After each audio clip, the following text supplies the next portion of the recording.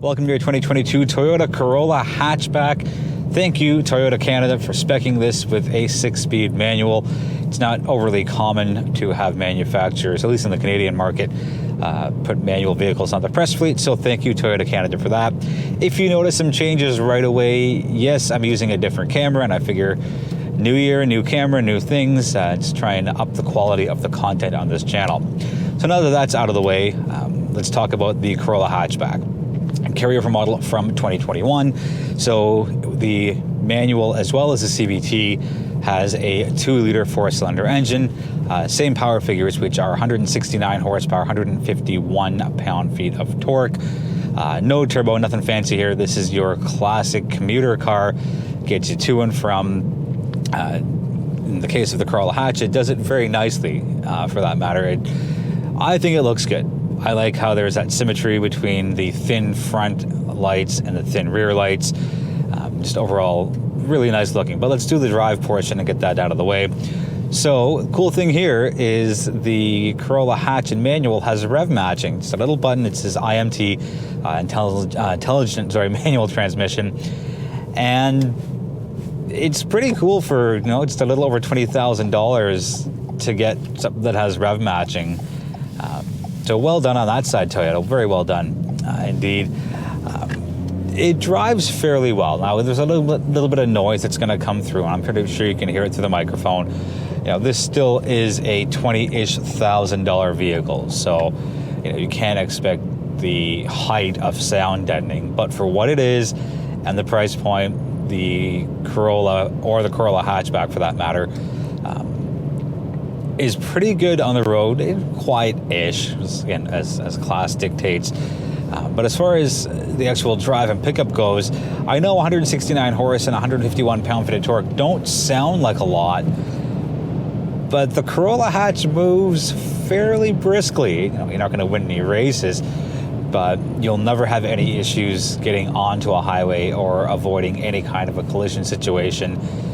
Cornering handling as well as can be for the class of vehicle. The good thing about the Corolla Hatch, and really any vehicle in this segment, is because it's on the smaller side, easier to park, easier to maneuver through smaller pieces of real estate, whether you're in a parking lot, whether you've got a smaller garage, or whatever it is. The Corolla Hatch does very, very well, and I'm quite happy with it. The shifts on the 6-speed are very smooth. And I'm not trying to stall the vehicle, but I'm pleasantly surprised just how smooth the shifts are here. So if you are looking for a manual transmission, consider the Corolla. Sorry, I'm looking for a manual transmission in this class of vehicle. Consider the Corolla. Now, yes, the Mazda 3, most trims, except for the all-wheel drive turbo, come in manual. And the same thing with the all-new Honda Civic, comes in manual. Let's take a quick peek at the outside. So again, carryover model, a little more pronounced than the new Honda Civic hatchback, which is, at first glance, it's not a sedan, but I think Honda's integrated their hatchback functionality in a more streamlined and more of a sleek way.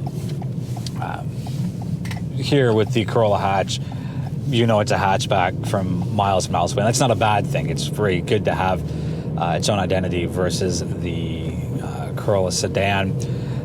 Now, this has the SE upgrade package, so you do get 18-inch wheels, and that's really the big difference as opposed to the 16s you get out of the box. Just a quick note on that, the way Toyota packages it on their website is either you pick the 6-speed manual or you pick the 6-speed automatic, and from there you pick your different options. So I believe there is the base model, then there's the SE as a package, there's the SE upgrade as a package, and then there's the XSE. Now with the SE upgrade, which is what I have, it's $3,910. The only real big cosmetic difference on the outside are the rims. I'll get to the interior upgrades in a moment, as I've just finished off with the outside. Looks good. I love the back wiper. I will always take a hatchback over a sedan 7 days a week, no questions asked. Just having that ability to have the back wiper and get a clear field of view makes all the difference for me. Moving on to the inside of the Corolla Hatchback.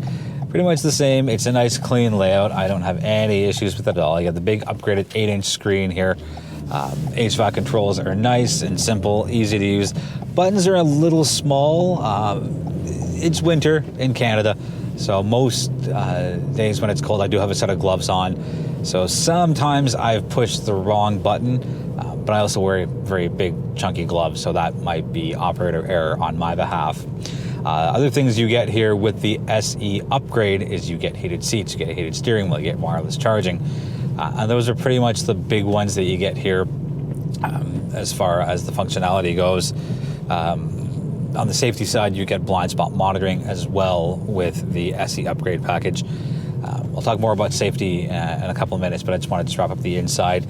This does have manual seats with the SE upgrade package. I believe it's power seats with the XSE, so you got to pay a little extra money for that.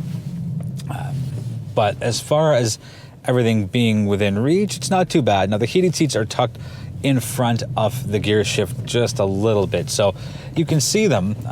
There's no mistaking them, but you got to just put your head down a little bit and just make sure you're hitting the right one. The wireless charging is also tucked up in between the heated seat option. The heated steering wheel button is just to the left of the steering wheel.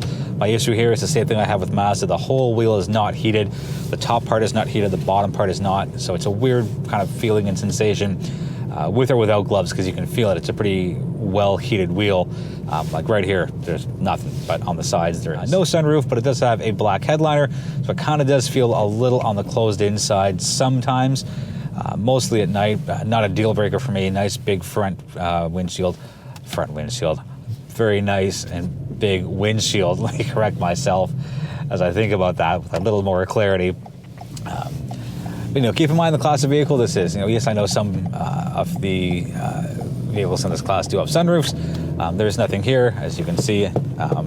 With my new camera too, it's got a bit of a better, wider lens and a little more clarity, so I'm pretty sure you've noticed that already. Let's touch on fuel consumption and then the safety side of things, and that should wrap us up.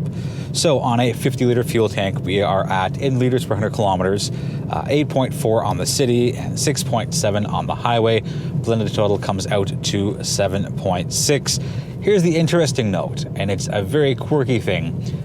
You get the same fuel consumption figures whether you drive a manual or an automatic. At least that's what Toyota Canada's website says, and I blinked a couple of times because usually with manual transmission, the fuel consumption is a little on the higher side. The safety side of things, every single Corolla hatch gets automatic high beams, it gets automatic cruise control, and it gets your lane departure alert. With the SE upgrade package, as I mentioned at the beginning of the video, you do get your blind spot monitoring here. Pretty good out of the box for a $20,000 vehicle. I think I would spec a Corolla hatch just the way it is right now. So manual transmission, so I save $1,000, and with the SE upgrade package, because that gets me just enough of the things that I want. It has the good looking 18-inch rims, got the wireless charging, heated seats, heated steering wheel, and just an overall good aesthetic look to it. Rear seat room isn't great. That's not specifically a Corolla issue.